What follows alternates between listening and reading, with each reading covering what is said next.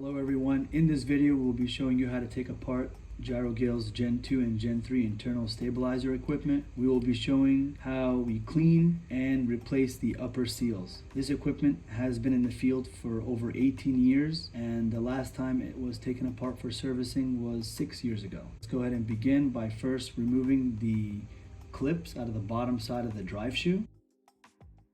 This will allow us to push up and remove the drive shoe pins that are securing the actuators to the drive shoe.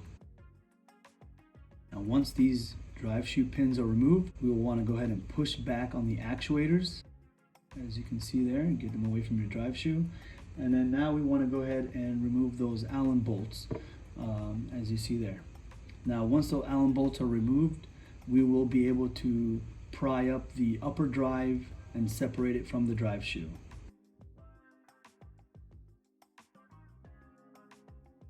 I'm going to use two flathead screwdrivers to evenly pry up the upper drive. Now once the upper drive comes up high enough, you can certainly grab it by hand, rotate it back and forth, and then pull it off.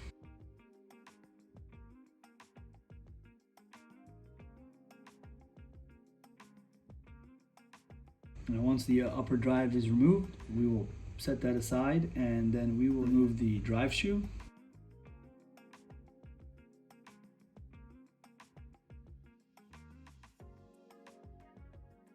Once the drive shoe is up out of the way, down there now is just the inner tube along with the breakaway seal, which houses two O-rings. We'll want to remove the O-rings and thoroughly clean all the old grease and any contaminants so that we start fresh.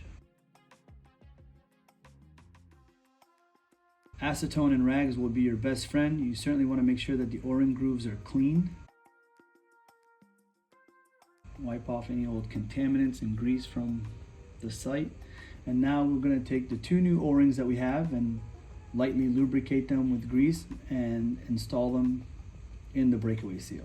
It's always easier to install the first O-ring in the top groove, as you can see there.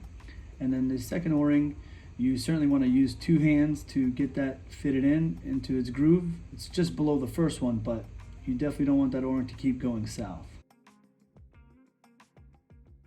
Now after it's in, I just touch up on it, just make sure it's all even and no abnormalities. The drive shoe now in hand, we want to go ahead and clean that up. So there's that next process there that we're going to go ahead and undertake. There we go.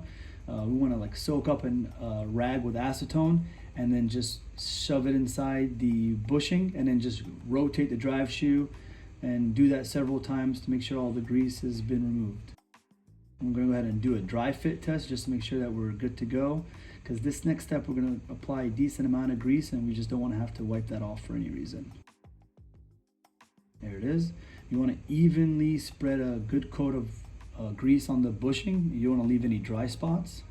And even if you put any excessive grease, it's okay. It's going to pop up out of the top side of the drive shaft after it slides down on the inner tube like you saw there.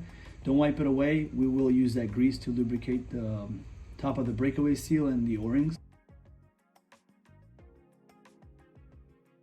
So now we have the bolts, clips, and the upper drive. We want to thoroughly clean those and investigate them. Just make sure that they're good to go for another couple more years. Even coat. Use that grease that came up from the drive shoe to lubricate the top of the breakaway seal and the O-rings again. Now this point here is critical. You want to make sure that the upper drive goes down evenly.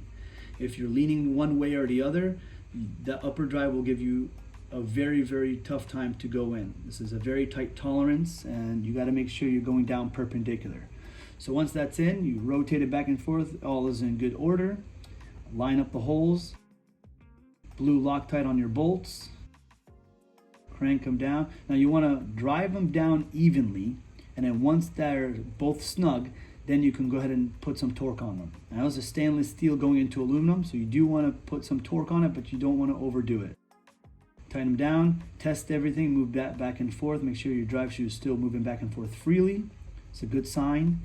Now you can go ahead and lightly lubricate your drive shoe pins and then reconnect the actuator arms back to the drive shoe. As you see here, line them up, drop the drive shoe pins in place, and then go ahead and install the cotter pins on the bottom side. There we go, that secures the drive shoe pins in place. And then once that's complete, you just exercise the drive shoe again back and forth by hand and center it up. Make sure you're good to go. Thank you guys so much for watching. This is Ziad with you from Gyro-Gale, and until the next video, thank you.